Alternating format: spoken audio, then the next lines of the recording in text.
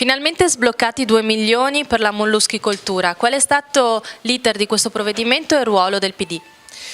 Sì, finalmente è proprio il caso di dirlo, dopo un anno praticamente dall'emendamento che aveva portato 2 milioni a favore della muschicoltura, un settore importante per l'economia veneta, c'è da dire, e finalmente si è andati alla loro implementazione attraverso una delibera che li destina 1 milione nella provincia di Venezia e 1 milione nella provincia di Rovigo. Per quanto riguarda la provincia di Rovigo verranno destinati alla vivificazione delle lagune, in particolare si parteciperà ad un progetto per la Sacca di Scardovari con 400.000 euro e un intervento nella laguna di Marinetta in comune di Portoviro. Questi interventi saranno svolti dal Consorzio di Bonifica assieme al Genio Civile e nell'arco del prossimi 1-2 mesi credo che questi interventi saranno eseguiti e questo è avrà un'importante ricaduta ai fini dell'occupazione e anche, mi auguro, del reddito.